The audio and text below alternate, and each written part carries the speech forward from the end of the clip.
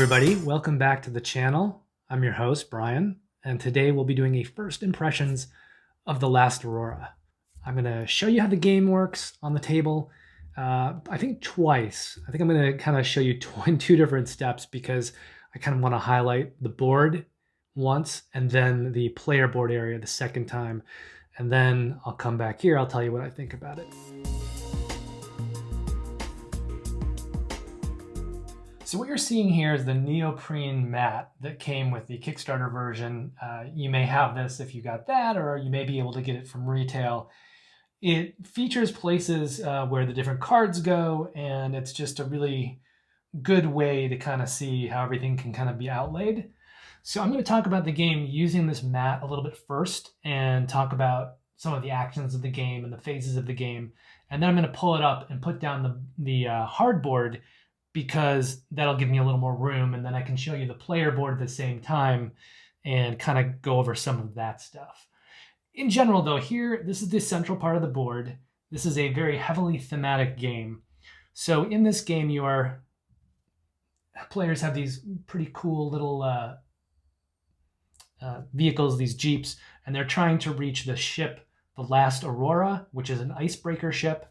This is all taking place in a post-apocalyptic world in a frozen tundra, and the idea is that everyone's going to freeze and die unless they make it to this ship, which can literally break through the ice and transport your people out of this area.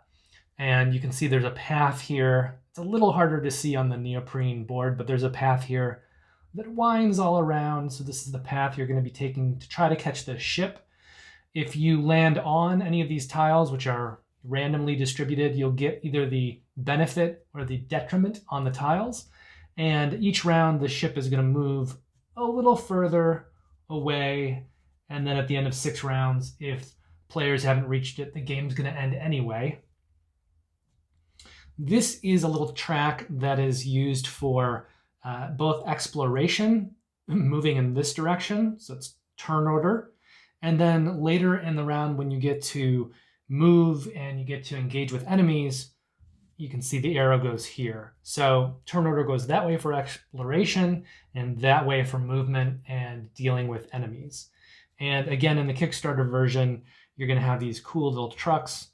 There's 2, so we used one for the marker and one for the turn order. If you don't have that, you're probably using these little, actually not that one. You're probably using these little wheels instead.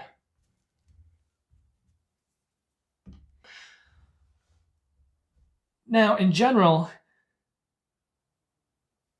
there are 5 phases in the game. There's the exploration phase, and during the exploration phase, cards like these will come out.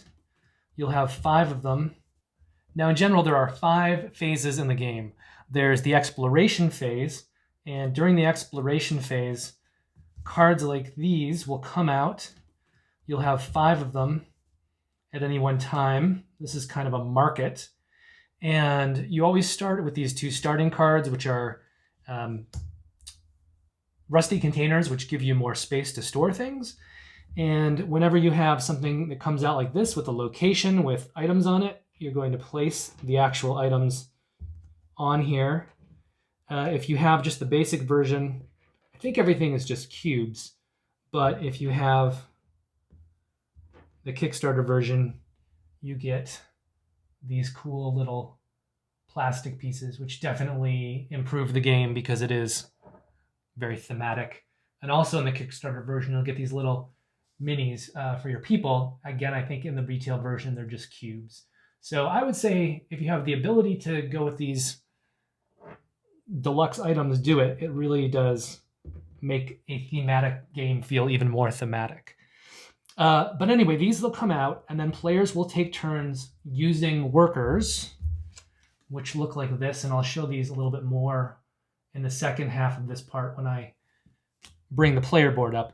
But you'll use them to take actions, and your people have numbers on them. As you can see, this one, he's a 3.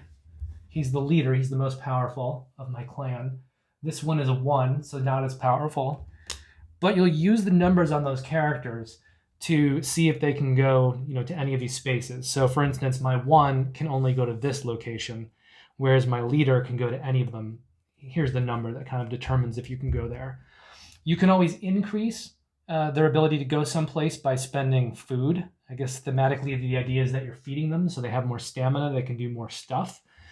If you go to a location like this where there are resources on it, you're going to take those resources and put them on your convoy. And if you go to get a person like this one, you're going to add the card to your player area, as well as another one of these little guys. You'll put them in your convoy, and that just symbolizes that you have a third person in your convoy. And if you go to something like this, you'll be able to take a card like this and upgrade or increase the size of your convoy.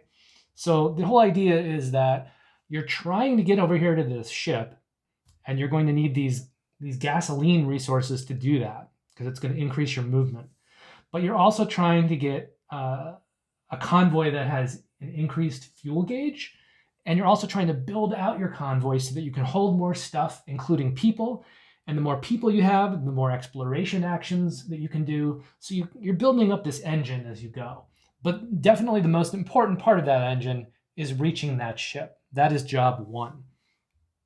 That is the exploration phase of the game. Whenever you do one of these actions, you'll also get to do these bonus actions. For instance, this one here allows you to repair a damage or cure a radiation poisoning. This is curing 2 radiation poisonings. This is fixing 2 damage, 2 bullets on your convoy. You're repairing it. This is taking a food, but also taking a damage, or taking an artillery, but also taking a damage. And if you go here, you get a fuel, but you also take radiation.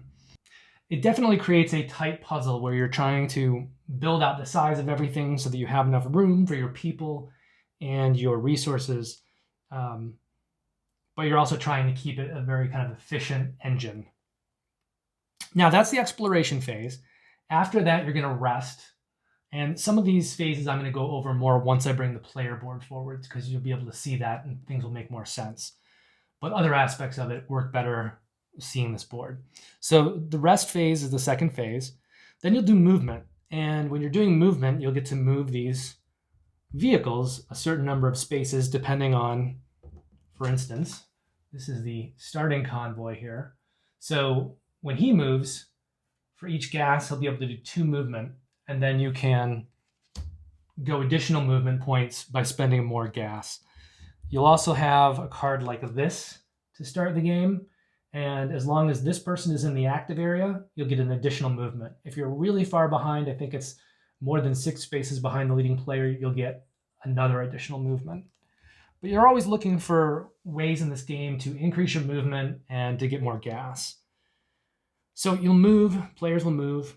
After they've moved, like let's say these players ended up like this, the turn order track will change and whoever's in the lead will go on the right side. So that'll happen. Then if there are enemies out, enemies will ambush you. You'll get to attack enemies. Let me show you. Let's say we'd eventually everyone had gone to the supermarket and plundered the supermarket. And so during the exploration phase, we'd used this card up and it had slid off. And these cards had moved down and we got an enemy out. So if that had happened during the exploration phase, then when we get to the weapons phase, this enemy is going to attack everyone who's in this zone where the leader is. And you'll get a card that'll come out here. That is a card that tracks the damage done to this enemy. And it also functions as a loot card. And I'll explain that in just a moment. But this card will do a certain amount of damage when it first comes out to everybody in that area. It's called an ambush. Then if players have artillery and an active weapon that they can use, they'll be able to fire. Players have these cool little tokens that look like a gun sight. So if they hit this, they'll put their gun sight here, and for every number of damage that they do, they'll mark it off. In a 2-player game, for instance, you're only using this back proportion to damage the enemy. If you're in a 3-player game, you would also include this, and in a 4-player game, you'd include that as well. So in a 4-player game, in order to kill this enemy, it's going to take 6 hits. But in a 2-player game, it only takes 3 hits. And the way that damage works when you're a player is you'll have a gun like this one right here that has a little 1 on it. And you need an artillery in your inventory, and then you'll draw a card from here. You'll flip it over, and you'll choose whichever level the gun is that you're using. So you may hit, your weapon could jam, you could miss. And then once all the damage is done, once everybody's participated, let's say the other player has also done some damage. So this is killed. If more than one player has damaged the enemy, you'll draw one of these cards once it's defeated. And this will show you which player gets priority on the loot. So player A, whoever is an A, which would be the red player, will actually take this card, and they'll be able to add that to their convoy, to their inventory. Any other player that's involved won't get the loot, but they will get to take one of these object cards. You can have up to 3 of these in your inventory at any one time. If you don't use them by the end of the game, they're each worth 1 victory point, which is why they have the little star. But they all have these kind of different one-time abilities. Like for this one, you can move a survivor from the rest zone to the active zone. And we'll talk about this more in a little bit, or how that works. Once you've dealt with the enemies, you will do the end of the round phase, in which you'll kind of adjust your people in your tableau.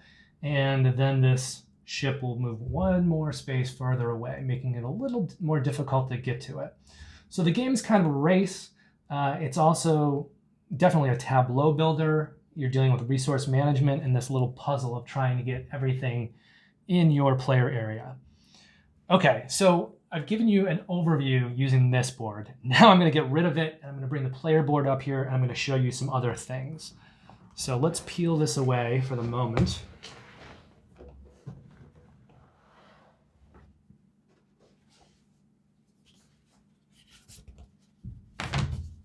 This, as you can see, is the same board. The only difference is there's not all those spaces for the cards.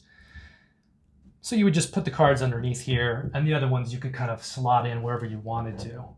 For variability in this game, this is the front side of the board. On the back side, you have a different board that works a little bit differently.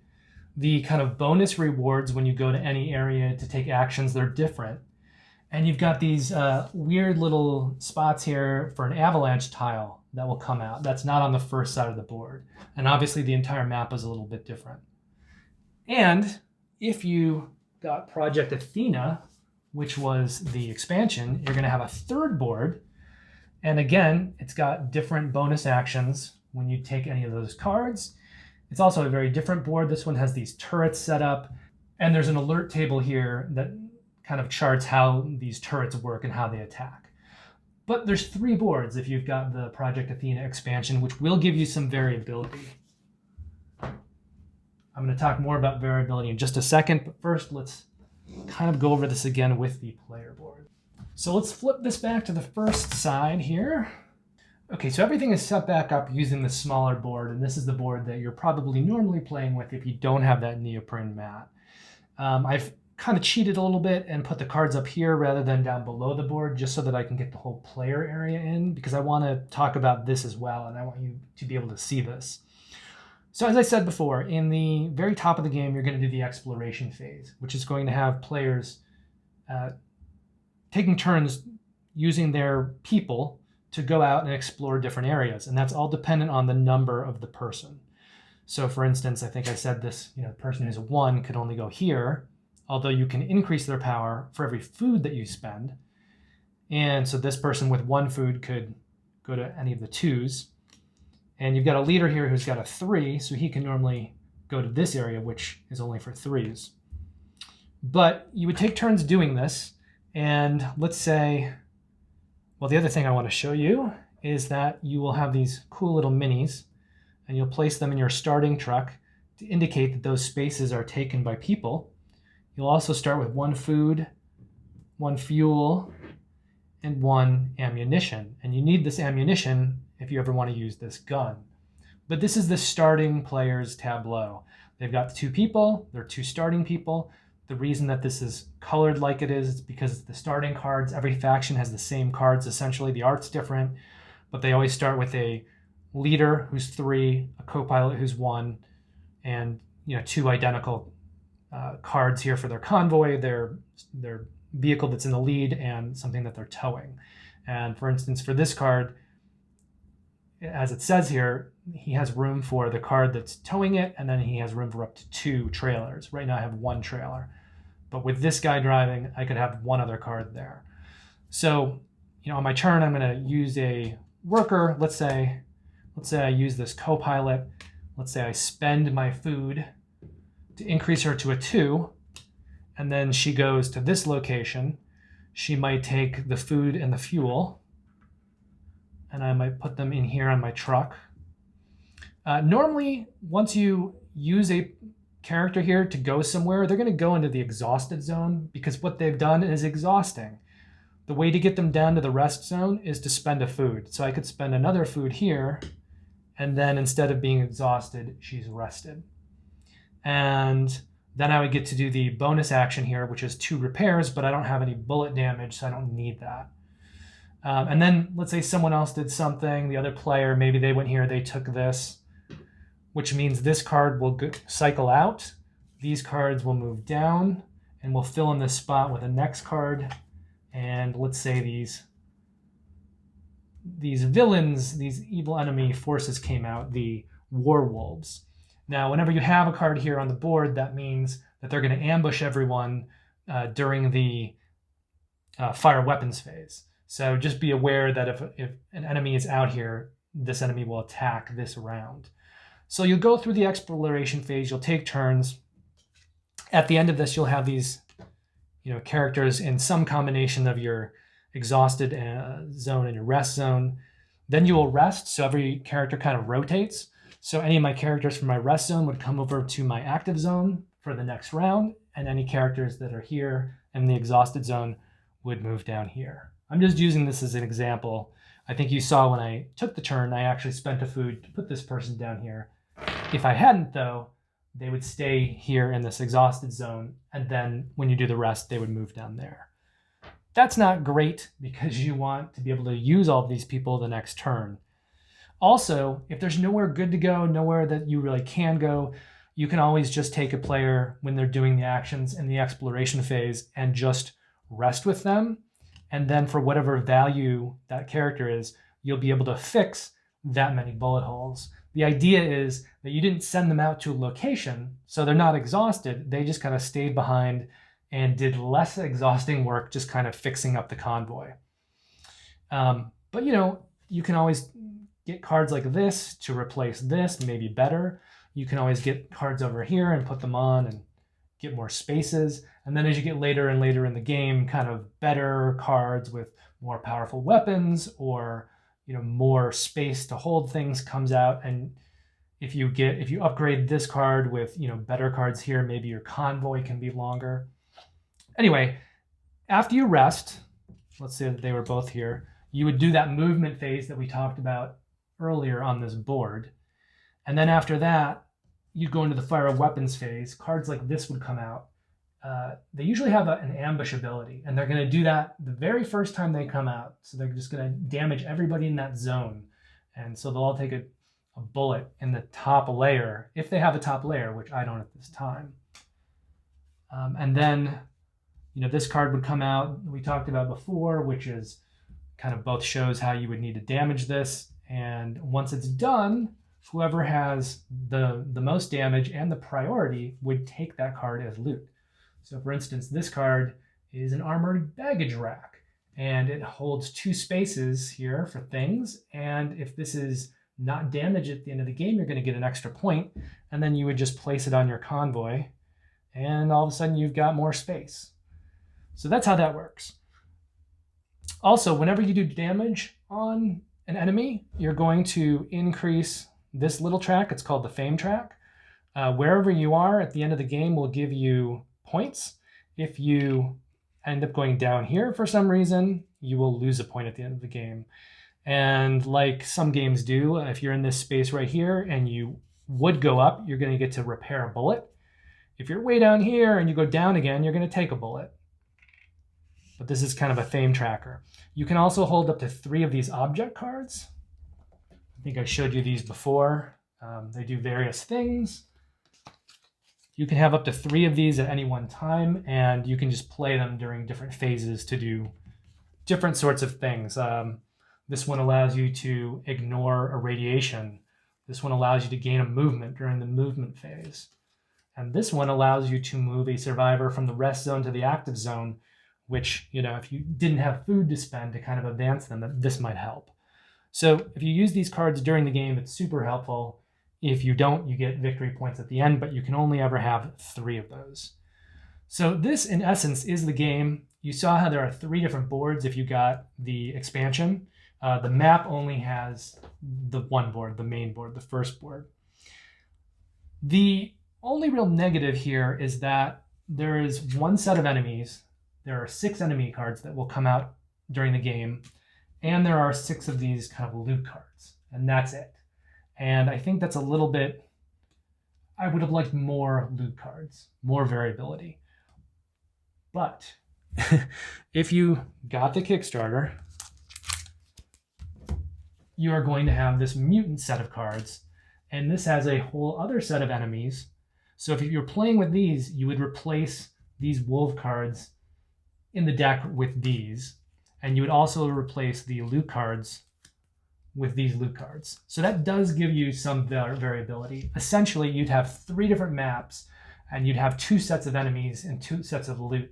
So between those, you're still going to have quite a bit of variability in the game. There's also a set of solo automata cards, and there's I haven't used these yet, but they're these player versus player cards that allow you to actually attack each other during the game, so you can attack your opponents. And there are these roll cards, which you can add to any game. You would deal 2 to every player at the beginning of the game, and they'd get to keep 1, and it just gives them an asymmetrical ability and something that they could score some bonus points for at the end of the game if they achieve it. So my one caveat here is with the loot and the enemy cards, but as I said, if you have the Kickstarter version or if that is available at retail, at least if you have 2 sets of enemy and 2 sets of loot, it helps increase the variability of the game, particularly when you combine it with the 3 different boards. So I really liked Last Aurora. It's definitely got a puzzle element going on that's pretty cool, I think. It can get really tight at times. I've only played it twice, so I can't speak to it too much. But I did try to show you how, in some ways, the game needs a little more variability. Like, I would really like more enemy cards and more loot cards, but they do give you a second set of enemies and loot. So there is some variability there. Plus, you've got 2 different maps in the base game. You've got a 3rd map if you have the Project Athena expansion. So between the 3 boards and the 2 sets of enemy and loot, there is some variability. Everything is going to really kind of depend on how things come out. So even if the same cards are coming out, there will be variability just depending on what people take and the decisions that they make. Personally, I'd appreciate more variability. If they had, like 30 or 40 enemies and 30 or 40 sets of loot cards, and you could kind of take random cards each game, I think that would make it, a point or 2 higher on whatever rating you want to give it. But as it is still, in my opinion, a really solid game. In fact, right now I'm playing a lot of games from 2020 because I'm trying to figure out what's going to go on my top 10 or maybe top 20 list. And Last Aurora, I haven't seen around too much. I haven't seen a lot of people playing it. So it wasn't on many people's top lists. And I don't know exactly where it's going to sit in my list because I still have a lot of games to play. But so far, I think it'll be certainly on a top 20 list. And it may be higher than other games that other people have liked a lot. So it is a game that I like. I'm trying not to give a score or anything. I just want to talk about the game and its mechanics and things like that. But it is a game that I really like, and I think it's heavily thematic, as you saw, just kind of the idea of it, of trying to get your people in this convoy racing across a post-apocalyptic tundra wasteland to reach an icebreaker ship before it leaves, forever, and you freeze and starve to death. Like, that's pretty cool. And if you're able to get the deluxe components with the little plastic pieces, with the fuel and the artillery and the food and the people, like, all of that is much better than playing with cubes. And again, it adds to the thematic feeling of the game. So it's definitely a game that I would recommend, especially if you can get the nice bits. Also, if you want to use that neoprene player mat with the other boards, I don't know if you noticed it when I was kind of moving the boards around, but the other boards would fit on top of it. So you could place, the what's called the alpha board on top of the neoprene mat, because the alpha board is a little bit more clear, some of the stuff on it, than the neoprene mat. But certainly you could also, keep that neoprene mat up there when you're using the B side, which there is no mat for the B side, but you could place that B side board on top of the mat, and then you kind of got a combination mat and board. And you can do the same thing with the Project Athena board. So you don't have to not use that mat if you're using the other boards. You can kind of combine them, and they work together. So that's cool. Also, I like the fact that on those additional boards, the mechanics change and the rewards change. So that also really increases the variability. But in general, I just like the gameplay, and I like the tableau building. It reminds me a little bit of something like Imperial Settlers, where you're building this tableau. The difference in this is that tableau is moving around, right? So you've got workers in the active area, and they're going through the exhausted area and the rest area. And there is a little bit of a puzzle in that too, and who you're giving food to either take better actions during their exploration phase, and who you're using the food to heal them from exhausted to rest, so that then during the rest phase, they can just go from being rested to being active, and then they're there to be used in the next round. And then the other part is that little convoy that you've got, where you're kind of adding on to it. You're building up you've got the kind of luggage racks and guns that kind of go on top, and then you're building out the length of your convoy, and all of that gives you more weapons, more spaces to hold more stuff, and more people. And I really do also like the fact that when you get a new person, a card, you're also taking another little plastic mini and adding it to the convoy to represent them. And bad things can happen. You can get shot by the enemies in certain places where you may lose resources. You may lose a person because the person gets shot. So all of that is pretty cool. It is a little random because you don't know where it's going to happen, but that's some of the game, is how you react to bad things happening.